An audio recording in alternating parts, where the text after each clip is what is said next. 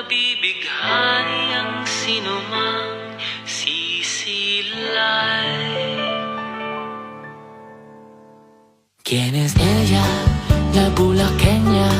Wari mo ay buhay na obra. Hinalin tulad kay Maria Clara. Sino ka ba sa buhay ni Luna? ¿Quién es ella? La bulaqueña. Larawan ng dalagang Pilipina. Sa barot sayang, walang kaparis. Taglay mo ay gandang walang kawangis. The new Megawayan City Hall was inaugurated in May 2022, a modern 5-story building in Barangay San Luisoy, replacing older facility and signifying progress. Built after the city transition to a component city in 2006, involving from a historic Spanish era town known for its jewelry industry and past struggle, like the 1949 fire that hit this old town center.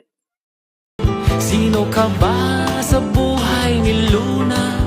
¿Quién es ella? La bulaqueña. Larawan ng dalagang Pilipina.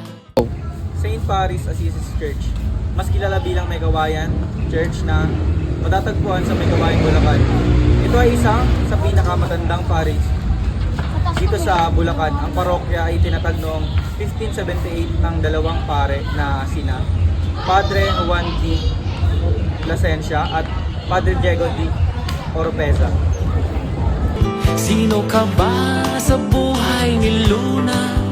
¿Quién es ella? La bulaqueña.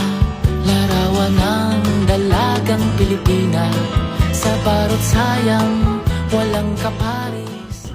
The Oval in Megawayan likely refers to upcoming Megawayan Sport Complex Oval in Barangay Banga, a modern facility with rubber flooring rather than the old historical oval, with its development aiming for a world-class sport hub under the City of Leadership.